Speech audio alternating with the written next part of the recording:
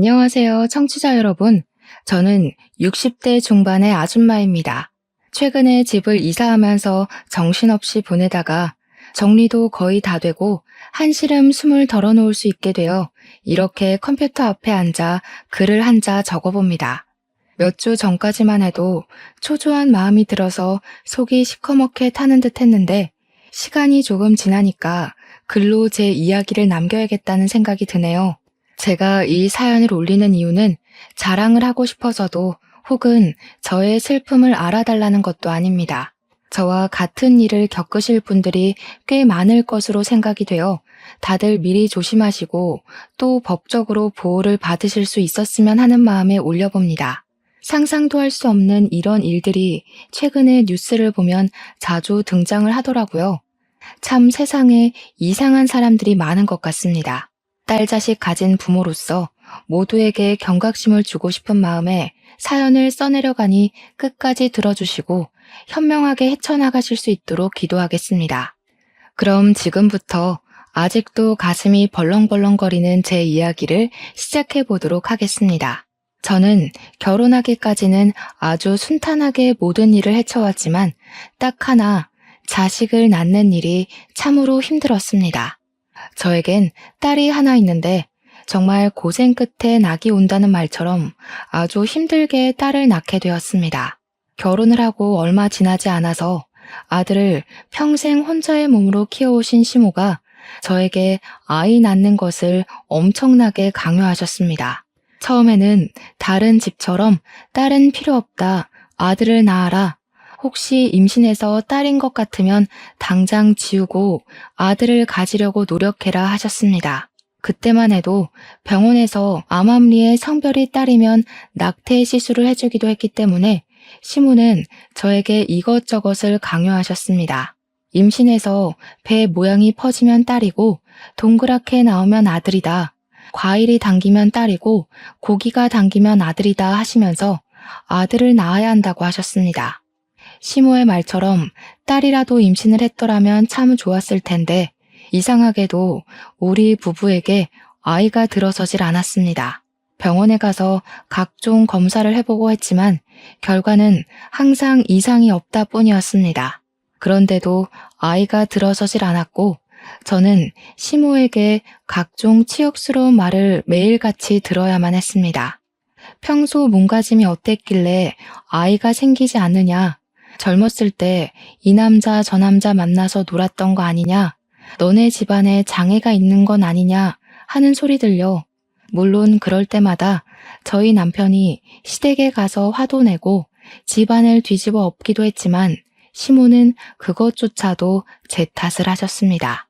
우리 아들이 원래 그런 애가 아닌데 너 만나고 저렇게 변했다.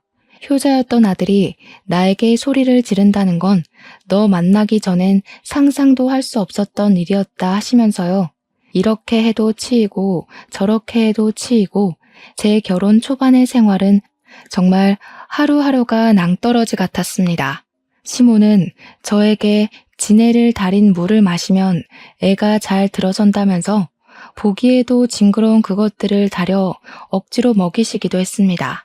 정말 장희빈이 사약을 받았을 때의 기분을 표현하면 딱 그때와 같을 거라 장담합니다. 시모는 말도 안 되는 미신을 믿어서 소변이 묻은 속옷을 아들 낳은 집 대문 앞에 파묻으라고 하질 않나, 부적을 태워서 나온 재를 배에 뿌리라고 하질 않나, 정말 그 곤욕스러운 짓을 매주 한 번씩 해야 했습니다. 이러다가는 스트레스를 받아서 단명하겠구나 싶을 정도였습니다. 오죽하면 우리 남편이 시모에게 엄마가 하도 스트레스를 주니까 애가 더 들어서지 않는 것 같다고 집에 찾아오지 말라고 엄포를 놓았죠. 시모가 딱 일주일 발길을 끊었을 때는 정말 이게 천국이구나 싶었는데 일주일이 지나서 임신했니? 안 했지? 거봐, 내가 안 간다고 생기는 게 아니잖아 하시더군요. 고작 일주일 만에 어떻게 임신 사실을 알겠습니까? 시모는 그냥 저를 괴롭힘으로써 스트레스를 푸셨던 것 같습니다. 그 일주일이 지나고 나서 또 매주 찾아오셔서 저에게 각종 미신들을 이행하라고 요구하셨습니다. 저는 스트레스성 만성 두통까지 겪게 되었고 남편에게 이민이라도 가고 싶다고 엉엉 울면서 매달렸습니다. 결국 그 당시에는 지금처럼 기술이 발달하지도 않았던 시험관 시술이라는 것을 하게 되었습니다. 지금처럼 체계가 잘 잡혀 있는 것도 아니었고 기술이 발달한 것도 아니어서 실패가 되는 경우가 허다했습니다. 하지만 그렇게라도 하지 않으면 시모의 등살을 버텨낼 자신이 없었기에 저는 뼈를 갈아내는 심정으로 시험관 시술에 참여하게 되었습니다. 처음 실패는 그럴 수 있다. 두 번째 실패는 다음이 있다 하면서 버텼지만 8차까지 이어진 실패에 저희 부부는 망연자실했죠. 둘 중 한 명에게라도 이상이 있었으면 그러려니 하고 넘어갈 텐데 둘 다 정상적인 몸을 가지고 있음에도 아이가 생기지 않으니 시모는 저에게 너네 집안의 업보 아니냐고 조상님 중에 매국노가 있었던 거 아니냐는 막말까지 하셨습니다. 저에게 굿을 해보라고 1,000,000원이면 한다더라 하면서 무당을 여러 소개해 주시기도 했었죠. 그 당시 물가로 1,000,000원이면 정말 어마어마한 돈이었거든요. 게다가 저는 그런 미신을 믿지도 않았고요. 8차 시험관을 실패했을 때 병원에서도 저에게 몸이 회복할 시간이 필요하니 조금 쉬었다가 하는 게 좋겠다고 했습니다. 계속된 실패로 시모는 언제라도 저를 쫓아낼 준비를 하고 계셨고 남편에게 밖에다가 씨를 뿌려오라고 대놓고 말씀하시기도 했죠. 새 장가를 들어도 괜찮겠다 하시며 제가 보는 앞에서 다른 여자들의 사진을 들고 나타나시기도 했습니다. 그때마다 저는 애를 가지지 못한 죄인이라 아무 말도 하지 못했습니다. 우리 남편이 담배를 뻑뻑 피워대며 시모에게 난리를 쳐주었기에 부부관계를 유지할 수 있었습니다. 남편은 시모가 그럴 때마다 항상 제 손을 꼭 잡고 나는 너밖에 없다. 너 말고 다른 여자랑 재혼할 생각도 없고 아이를 가질 생각도 없다며 제 편을 들어주었습니다. 남편은 시모에게 차라리 아이를 입양해서 키우는 한이 있더라도 제 마누라랑은 절대로 헤어지지 못한다고 못을 박았습니다. 시모가 입양이 무슨 소리냐고 절대 안 된다. 우리 아들의 씨를 남겨야 한다고 바락바락 악을 쓸 때에도 남편은 든든한 벽이 되어 주었습니다. 남편이 출근해 있는 시간에 시모가 찾아오거나 전화를 하면 어쩔 수 없었지만 남편이 저와 함께하는 시간 동안만큼은 든든했죠. 제가 이 지옥 같은 시집살이를 겪으면서도 버틴 건 오로지 남편 하나 때문이었습니다. 사람 일은 정말 한 치 앞도 모르는 거라고 27살에 시집을 와서 36살이 되던 해에 그렇게 정정하시던 시모가 갑자기 쓰러지시게 되었습니다. 그 전날까지도 저에게 거머리 같은 년이라고 당장 짐 싸서 나가라고 호통을 치셨던 시모였는데 말이죠. 친구들이랑 등산을 가셨다가 산 중턱에서 뇌출혈이 와서 갑자기 쓰러지신 겁니다. 친구분들이 어찌어찌 119에 신고를 했지만 당시에 휴대폰이 있었던 것도 아니고 구급대원이 헬기를 타고 구조를 하던 시대도 아니었거든요. 구급대원이 도착하기까지 시간이 너무나도 많이 흘러버렸고 거기서 병원까지 가는 길도 지체가 되어 완벽하게 골든타임을 넘겨버리고 말았습니다. 신고를 하고 구급대가 도착하기까지만 해도 1시간이 훨씬 넘게 걸렸다고 하니까요.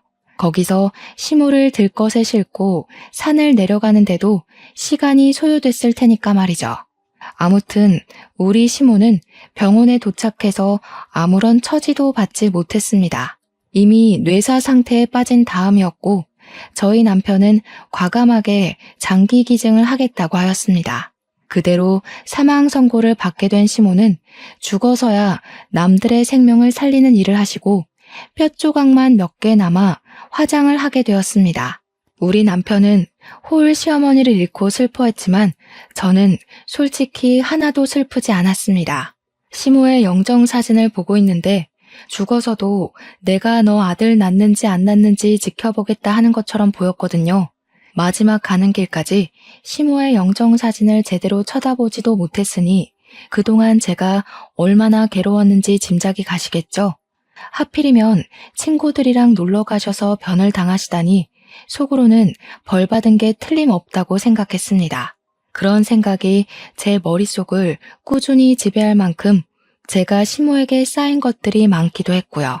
10년 동안 결혼 생활을 하면서 임신도 하나 못하는 버러지 취급을 받았으니 그런 생각이 드는 게 어찌 보면 당연한 것 아니겠습니까? 그렇게 장례를 치르고 남편과 둘이 생활을 하게 되자 정말 10년 만에 신혼이 찾아온 듯한 기분이 들더라고요. 이제는 사랑이 아니라 정으로 살 법도 하지만 너무 오랜만에 찾아온 자유라 그런지 남편과 더욱더 사이가 좋아졌습니다. 그리고 시모가 돌아가신 지 얼마 되지 않아 정말 기적같이도 제가 임신을 하게 되었습니다.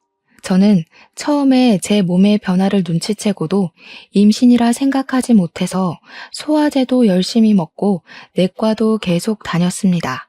의사 선생님이 제게 혹시 임신하신 것 아니냐고 빨리 약국에서 테스트기 사서 해보시라고 그제야 임신인가 싶더라고요.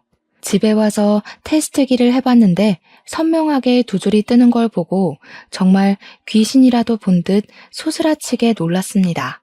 10년 동안 임신이 되지도 않고 그럴 기미조차 보이지 않았었는데 시모가 죽자마자 임신이라니 이게 무슨 운명의 장난입니까? 저에게 집안에 업보가 쌓인 거라고 저주를 퍼부었던 시모였는데 아무래도 업보가 쌓인 건 제가 아니라 시모였던 것 같습니다. 하지만 임신 테스트기 하나로는 안심이 되지 않아 약국에서 5개를 더 사왔고 5개 모두 두 줄이 뜨는 걸 보고서야 저는 눈물이 나오더군요.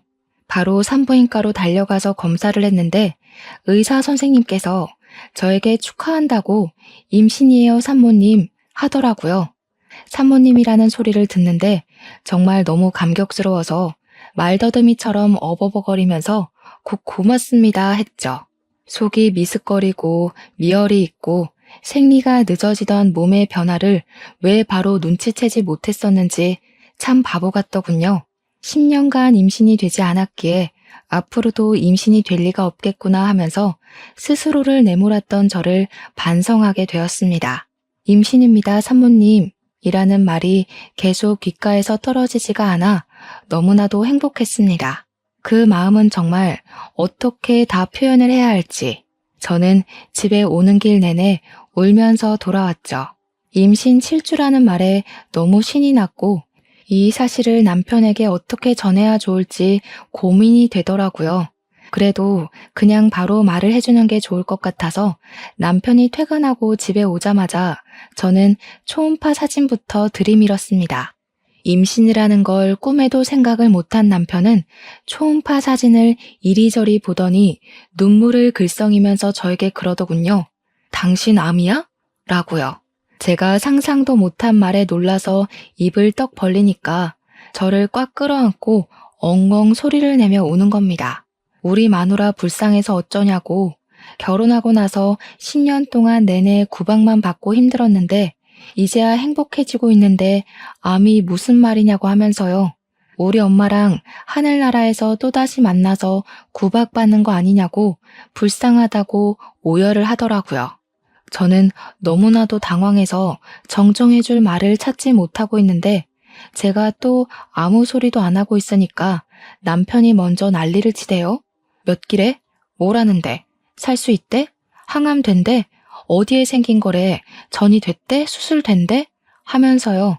제가 남편의 등짝을 짝 소리나게 때리고 가만히 좀 있어 보라고 일단 진정 좀 하고 이야기를 하자고 했더니 또 막 울어요. 한참을 주저앉아서 울던 남편이 희망을 잃지 말자고 우리 수술부터 하자고 하더라고요. 그래서 암 아니고 임신이라고 이거 우리 뱃속의 아기 초음파잖아 하고 말을 했죠. 우리 남편도 정말 상상을 못했는지 입을 떡 벌리고 한동안 아무 소리도 못하고 제 얼굴을 한번, 배를 한번, 얼굴을 한번, 배를 한번 쳐다보더라고요. 그러더니 임신? 하면서 갑자기 막 울다가 또 웃다가 또 막 울다가 난리를 치더라고요.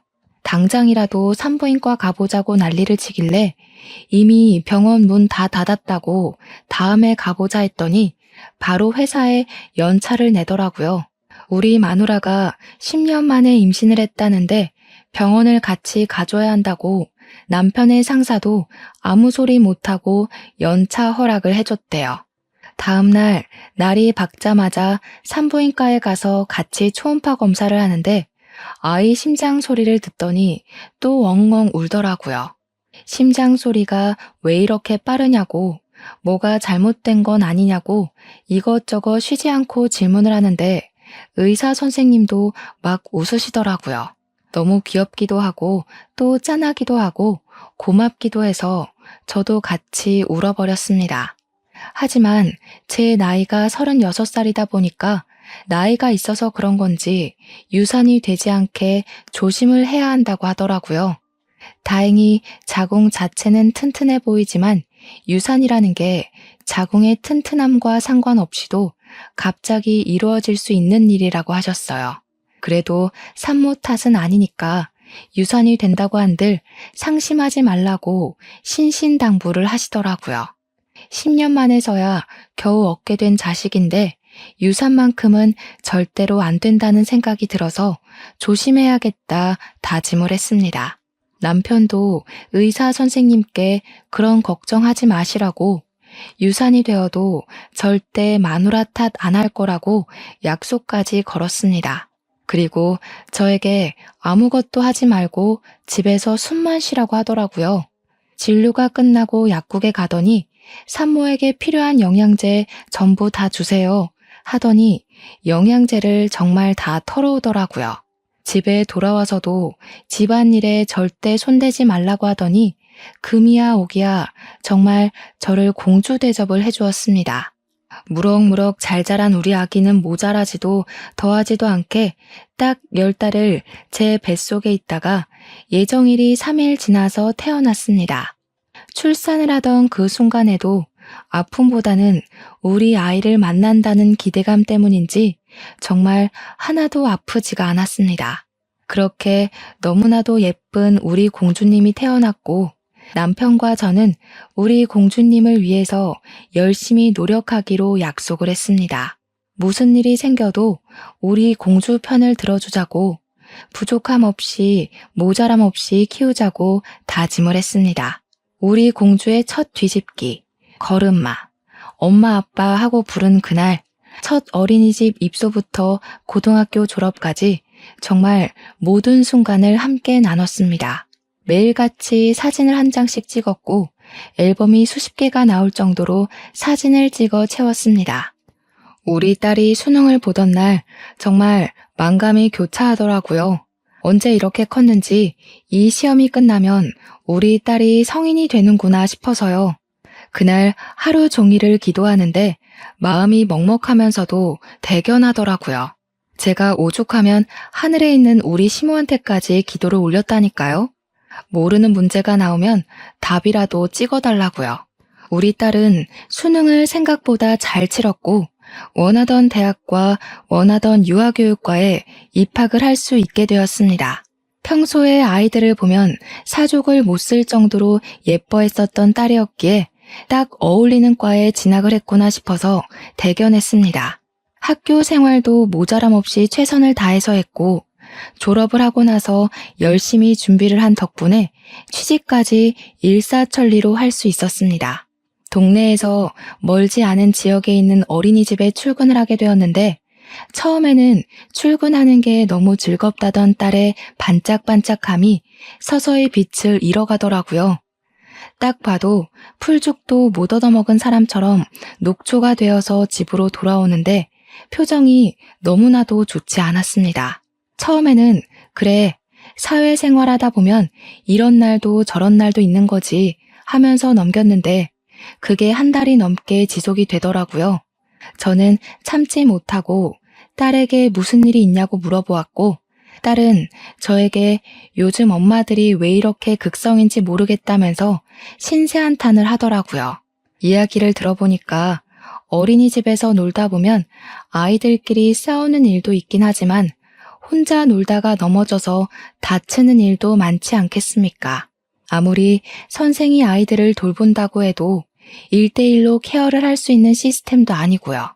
반 아이 한 명이 안짱다리라서 잘 넘어지는 친구가 있는데 그 친구가 넘어져서 팔에 멍이 들었다고 하더라고요. 그래서 알림장에 팔에 멍이 들었다고 적어서 보냈더니 하원할 때 그 딸아이의 엄마가 와서는 우리 딸에게 난리를 쳤다고 하더라고요.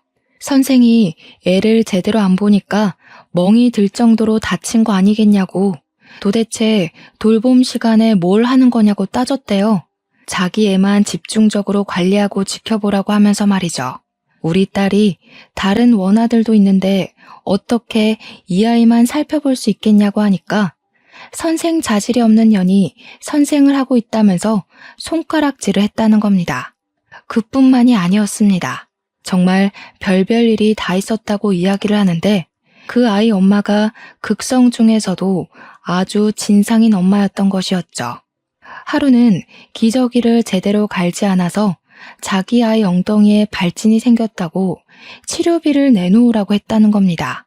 근데 어린이집에서 기저귀를 갈 때 같은 시간에 모든 원아들을 한 번에 갈아준대요. 1시간에 한 번씩이요. 그리고 그 아이는 등원을 할 때부터 발진이 올라온 상태라서 파우더를 발라줬었다고 우리 딸이 이야기를 했나 봐요. 어머니께서 밤새 기저귀를 제때 안 갈아줘서 발진이 생긴 것 같다고 솔직하게 말을 하니까 갑자기 파우더를 왜 바르냐고 했다는 겁니다. 우리 아이 엉덩이에 모공이 막히면 책임질 거냐고, 그 치료 비용까지 다 물어내라고 난리를 쳤대요. 자기 아이가 다쳤을 때는 어린이집에 찾아와서 년년거리면서 삿대질을 하고, 자기 아이가 다른 친구를 핥히었을 땐 애들끼리 그럴 수 있는 거 아니냐면서 어물쩍 넘어가고, 저희 딸이 그 아이 엄마한테 다른 친구 부모한테 사과라도 하셔야 하지 않겠냐 하니까 뭘 이런 걸로 사과를 하라고 하냐면서 따지더래요. 선생이 애를 제대로 돌보지 않아서 이런 일이 생긴 거 아니겠냐고, 사과를 하려면 네가 하라고 말이죠.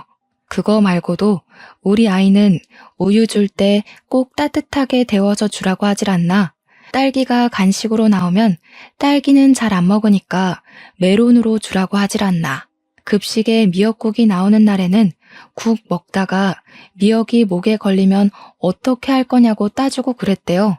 정말 사소한 거 하나하나까지 우리 딸의 탓을 하면서 감나라 배나라 하니까 우리 딸이 스트레스 받아서 미치겠다고 울더라고요. 그걸 보는데 정말 제 가슴이 미어지는 줄 알았습니다. 저도 우리 딸을 얼마나 귀하게 키웠는데요. 결국에는 어린이집을 그만두고 싶다는 말을 하길래 저와 남편은 그만둬도 괜찮다고 이야기를 했습니다. 일한 지 고작 8개월밖에 안 돼서 이렇게나 스트레스를 받고 있는데 도대체 평생 동안 어떻게 일을 한단 말입니까? 다른 어린이집을 가든지 아니면 다른 일을 해도 아직 20대 중반밖에 되지 않았으니까 괜찮을 것 같다고 용기를 주었습니다. 우리 아이는 바로 어린이집에 사표를 내게 되었고 3개월간 무엇을 할까 고민을 하더니 저와 남편에게 꽃꽂이를 배우고 싶다고 하더라고요. 당시에 플로리스트라는 직업이 각광을 받고 있을 때라 좋다고 생각하긴 했어요.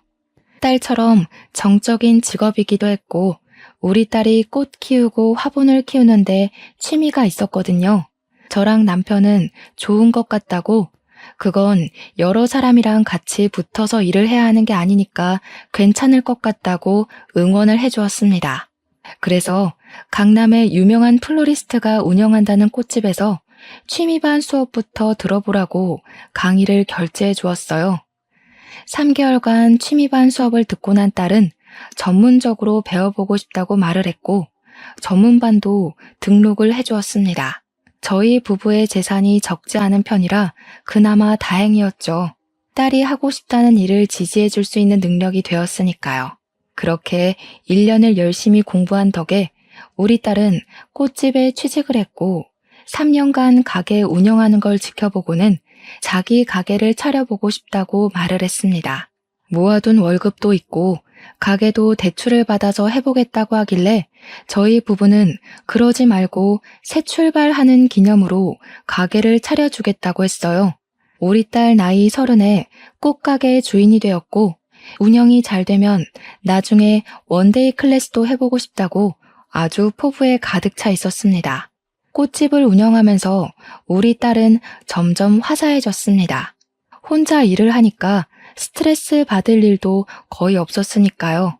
그렇게 1년이라는 시간이 지나고 31살이 된 딸이 남자친구를 만나는 걸 한 번도 본 적이 없어서 저희 부부는 슬쩍 선자리라도 한번 주선을 해볼까 하고 생각을 했습니다. 딸에게 넌짓이 운을 떼니까 이미 만나고 있는 사람이 있다고 말을 하더라고요. 그래서 한번 소개해 줄 수 있냐고 물어보니 고개를 끄덕였습니다. 식당에서 만나기로 약속을 잡고 예약까지 다 마친 채로 그날이 왔고 룸에서 기다리고 있는데 딸이랑 딸 남자친구가 들어오더라고요. 근데 바닥에 앉아서 먹어야 하는 룸으로 되어 있으니까 예비사위가 무척 당황을 하더라고요. 자기가 룸은 좀 불편하다고 하는데 그게 무슨 소린가 싶어서 쳐다봤죠. 그러니 직원에게 의자에 앉는 자리는 없냐고 하더라고요. 어디가 아파서 그러냐 하니까 혈액순환이 잘 안 돼서 바닥에 앉으면 다리가 저리다고 하는 겁니다. 아니 고작 그런 이유로 굳이 자리를 바꿔달라고 요구를 하는데 좀 그렇더라고요. 솔직한 말로는 별로 마음에 들지 않았습니다. 보통 같으면 불편해도 그냥 앉지 않습니까? 이유도 가짱게 혈액순환이 뭡니까? 집에서는 어떻게 생활을 하는지 참 궁금하더라고요. 음식이 다 차려져 있는데도 박박 우기니 결국 자리를 바꿔 앉게 되었습니다. 그런데 참 무더운 한여름 날씨였는데 말입니다. 아무리 식당에 에어컨이 빵빵하다고 해도 되게 긴 바지를 입었더라고요. 다리가 짧은 건지 기장 수선을 안 한 건지 딱 봐도 기장이 길어 보여서 2단 정도 수선해주고 싶은 그런 바지 말입니다. 물론 여름에도 청바지나 정장바지를 길게 입긴 하지만 그런 게 아니라 신발을 다 덮고 있으니 이상하더라고요. 거기다가 면도 여름용 얇은 게 아니라 가을 겨울용 두꺼운 모직 같은 걸 입었는데 보고 있어도 후끈후끈 하더라고요. 패션 센스도 영 이상한 것이 우리 딸이랑 결혼하기엔 한참 부족한 친구로 보였습니다. 그럭저럭 식사 자리를 유지하고 있는데 회사를 다니고 있고 영업직을 하고 있다고 하더라고요. 명함도 없고 좀 수상해서 회사가 어디냐 하고 물어보니까 C기업에 다니고 있다고 하는 겁니다. 대기업은 아니지만 중견기업으로 튼튼한 회사라 좀 의외다 싶었습니다. 우리 남편이 C기업 손전문의 회사 아니냐고 자기가 손전무랑 잘 아는 사이라면서 예비사위가 거기 다닌다고 말이라도 전해야겠네 했습니다. 그러니 딸 남자친구가 엄청 당황해하면서 아니라고 자기 이제 이직할 거라 그런 거 말 안 하셔도 된다고 막 손사래를 치더라고요. 영 이상하다 싶어서 찝찝해하는데 우리 딸은 그 옆에 앉아서 해실해실 웃고만 있더라고요. 식사가 끝나자마자 그만 일어납시다 하고 계산을 하려고 하는데 활용점정으로 계산대 앞에 있던 웬 조폭 같은 남자가 예비 사위를 보고 아는 체를 하는 겁니다. 너? 하면서 부르는데 반가운 게 아니라 조금 놀란 얼굴로 보였습니다. 진짜 엄청난 거구에 얼굴이 험상궂게 생긴 것이 누가 봐도 조폭으로 보이는 사람이었습니다. 무슨 말을 하려고 하는 것 같았는데 예비사위가 선수를 치더니 저희 부부에게 자기가 좀 알던 사람이라고 얼른 나가자고 장인어른 장모님 얼른요 하면서 보채더라고요. 제가 그 자리에서 우리 딸이랑 연애만 하는 줄 알았는데 너무 앞서가는 것 같다고 한마디 했죠. 우리 딸은 제 눈치를 보고 그 조폭 같은 사람도 저희 부부를 빤히 바라보더라고요. 확실히 인상이 나빠서 그런지 쳐다만 보는데도 무서웠습니다. 빨리 나가자고 성화인 예비사위를 따라 식당을 나왔더니 조심히 가세요 하더니 뒷공문이 빠지게 도망을 가더라고요. 집에 오는 길에 딸에게 저 남자가 아무래도 좀 수상해 보인다고 이야기를 했습니다. 회사를 다닌다는 것도 거짓말 아니냐고, 어떻게 영업직 직원이 명함 한 장 없을 수 있냐고, 너는 수상한 거 못 느끼겠니? 했죠. 그러니까 딸이 저한테 너무하다고, 어떻게 사람이 하는 말을 하나도 믿어주지 않을 수 있냐고 투정을 부리더라고요. 자기가 회사 앞에 찾아가서 만난 적도 있으니까 C 기업에 다닌다는 말은 거짓말이 아닐 거라고 두둔을 하더라고요. 솔직히 그 건물에서 일하는 청소부일 수도 있는 거고 배달을 간 택배원일 수도 있는 거잖아요. 의심이 한번 생기니까 계속 꼬리에 꼬리를 물고 이어지더라고요. 택배기사나 청소부를 비할 의도가 있는 건 아니지만 굳이 직업을 숨기고 영업직이라고 하는 것도 이상하니까요. 거기다가 그 조폭 같은 남자의 얼굴이 자꾸 떠오르면서 영 찜찜하더라고요. 딸에게 그 남자랑 아는 사이인 것 같은데 이상하지 않냐고, 평소에 뭔가 이상한 기운 같은 거 없었냐고 하니까 딸이 정색을 하더라고요. 그 사람 진짜 착하고 순수한 사람이라고, 절대로 나쁜 짓 할 사람 아니라고 올곧게 믿어주더라고요. 우리 딸이 연애하는 걸 본 적이 없어서 아마 첫사랑이라 더욱 애틋한가 보다 하는 생각이 들었습니다. 저는 딸에게 신신당부를 했죠. 만나는 것 가지고 잔소리를 할 생각은 없지만 피임을 잘했으면 좋겠다고요. 덜컥 임신이라도 하면 큰일 나는 수가 있다고 경고를 했습니다. 그러자 우리 딸 얼굴이 새빨갛게 달아올라서는 엄마 무슨 그런 소리를 아무렇지도 않게 하냐고 하더라고요. 그러면서 예비 사위가 결혼 전까지는 자기를 지켜주겠다고 했다고 그런 일 자체가 없다고 하더라고요. 아직 진도도 뽀뽀밖에 안 해봤다고 제가 순수한 사람이라고 그랬죠? 하면서 말갛게 웃는데 제 복장은 터지는 줄 알았죠. 우리 남편이 헛기침을 하더니 그거 하나는 마음에 든다고 또 편을 들어주더라고요. 그 뒤로 인사 한번 했다고 자주 얼굴을 비치기 시작하더라고요. 딸 가게에 걸핏하면 나타나서 딸을 보고 가는데 그럴수록 제 의심은 깊어졌죠. 딸 가게랑 C 기업이랑 거리가 꽤 멀었는데 일주일에 두세 번씩 오는 게 영 수상하지 않겠습니까? 회사에 있을 시간 아니냐고 물어보면 매번 외근 나온 김에 들린 거라고 하는데 무슨 영업직 직원이 지역 따라 움직이는 것도 아니고 말이죠. 매번 딸 가게 근처에서 미팅이 있는 건 아니지 않겠습니까? 하지만 증거가 없으니까 저도 꾹 참고 넘어갔죠. 그날은 딸 퇴근 시간에 맞춰서 같이 집에 가려고 꽃집에 갔는데 예비 사회도 함께 왔더라고요.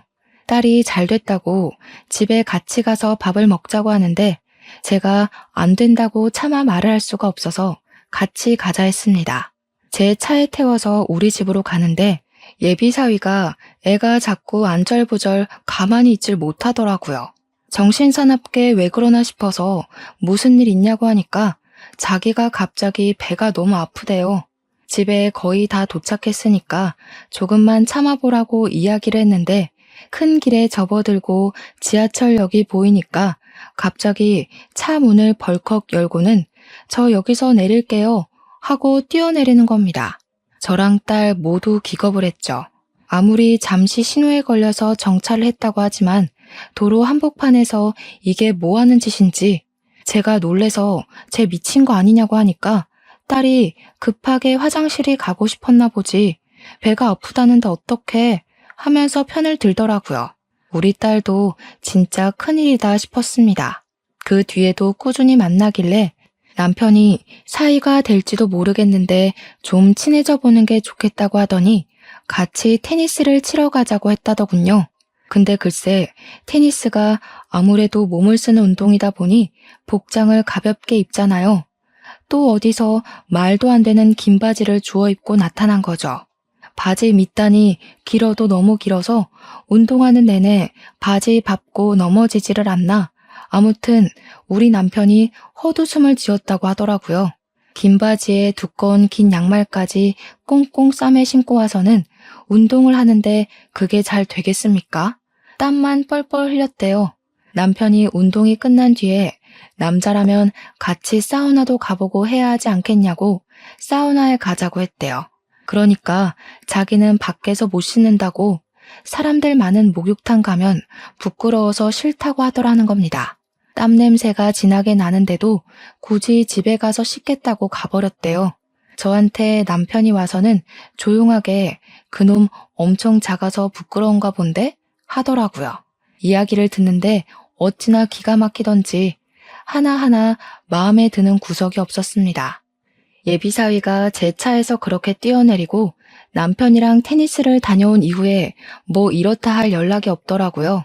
남편 편에 전해서라도 그날 그렇게 뛰어내린 것에 대한 변명이 있을 줄 알았는데 아예 모르쇠로 일관하는 건지 그렇게 또 시간이 지난 어느 날 심상치 않은 기류가 흐르기 시작했습니다. 우리 딸이 이상하게 출퇴근을 할 때마다 불안한 기색을 보이더라고요.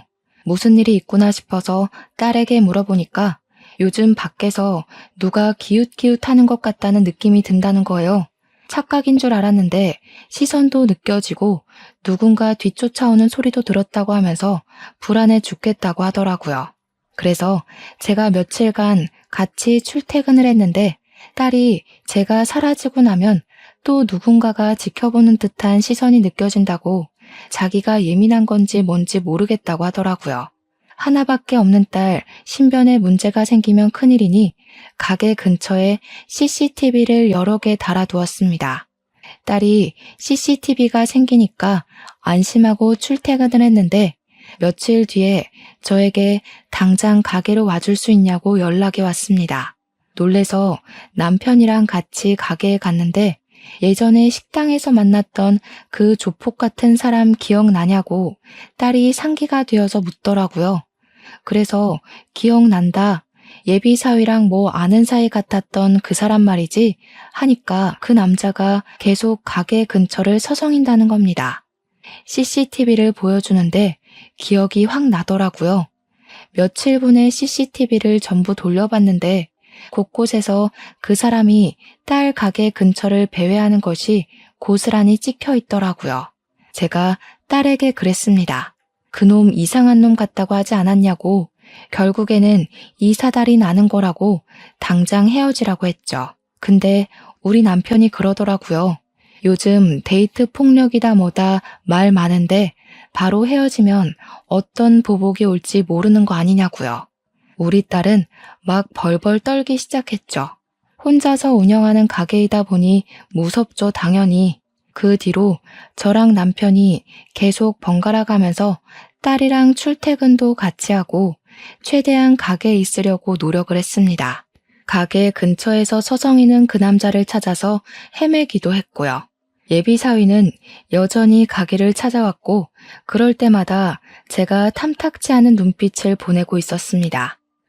그러던 어느 날 남편이랑 저랑 딸을 먼저 출근시키고 일이 있어서 조금 늦게 딸 가게에 갔는데 그 남자가 가게 앞에 딱 서 있더라고요. 제가 저기요 하고 부르니까 저를 돌아보면서 네? 하더라고요. 그래서 왜 자꾸 우리 딸 가게 앞에서 서성이냐고 CCTV로 다 봤다고 했죠. 영상 증거까지 다 있으니까 스토커로 신고를 하겠다고 여기 왜 자꾸 찾아오시는 거냐고 했습니다. 그러니까 껄껄 웃으면서 오해가 있으신 것 같은데 마침 할 이야기도 있으니 안에 들어가서 이야기를 좀 나눠도 되겠냐고 하더라고요. 어떤 사람인지 알고 가게 안으로 들이겠냐고 하니까 경찰 신분증을 보여주는 게 아니겠습니까? 제가 놀래서 조폭 아니었어요? 하니까 오히려 그 형사분이 당황하시더라고요. 그런 거 절대 아니라고 인상 때문에 오해를 받긴 한다고 하시면서요. 딸 가게에 같이 들어가니 딸이랑 남편이 놀래더라고요. 그래서 이분 조폭 아니고 형사실에 할 말이 있으시다네? 했죠. 그러더니 우리 딸에게 물어보시더라고요. 혹시 최민성 씨와 교제하시는 여자분 맞습니까? 그러자 우리 딸이 네네 맞아요 하면서 고개를 끄덕였죠. 그때만 해도 남편과 저는 영문을 몰라서 가만히 있었습니다. 이런 일이 생길 줄은 꿈에도 모르고요. 제가 이 말을 해야 할지 말아야 할지 참 많이 고민했습니다. 그 새끼가 어떤 놈인지 알려드리는 게 맞는 것 같아서요. 혹시 그놈 전자발찌 차고 다니는 거 알고 계십니까? 그 말에 저와 남편은 물론이고 우리 딸까지 아무 말도 못하고 형사분의 얼굴만 바라보았습니다. 도저히 믿어지지가 않는 말이었죠. 발목 보신 적 없으시죠? 전자발찌 차고 있습니다. 아동 음란물 소지하고 성추행을 저질러서 징역을 살다 나와 전자발찌 2년을 구형받았습니다. 이제 곧 해제를 할 때가 됐는데 우연치 않게 식당에서 만난 거죠. 장인 장모라고 부르길래 놀래서 며칠 미행을 하며 지켜보다가 따님분 가게를 알게 됐고 아직 결혼까진 하지 않았지만 곧 할 사이로 보여서 말씀드리려고 찾아온 겁니다. 그 자식 징역을 처음 산 것도 아닙니다. 완전 성도착증 환자예요. 성범죄로 얻은 전과가 14범입니다. 14범. 그래서 지켜준답시고 옷을 벗을 수가 없으니까. 우리 가족은 모두 경악에 가득 차서 표정 관리를 할 수가 없었습니다. 손을 벌벌 떠는 딸을 보고 얼마나 가슴이 미어지던지 형사님이 딸에게 명함을 주면서 위험하면 연락을 달라고 그 자식이 강약 약강의 표본이라고 말을 하셨죠. 저희 딸에게 어떤 해코지를 할지 모르니까 자기가 며칠 더 지켜보겠다고 하루빨리 정리하라고 하더군요. 저랑 남편도 형사님 말을 듣는 게 좋을 것 같다고 하니 딸이 고개를 끄덕였습니다. 저희 셋은 형사님의 말에 아무 말도 못하고 충격 속에서 빠져나오지 못하고 있었는데 그 순간 예비 사위가 태연하게 가게에 들어오더라고요. 저기 나왔어 하고 들어오다가 떡하니 앉아있는 형사님의 얼굴을 보고 사색이 되더라고요.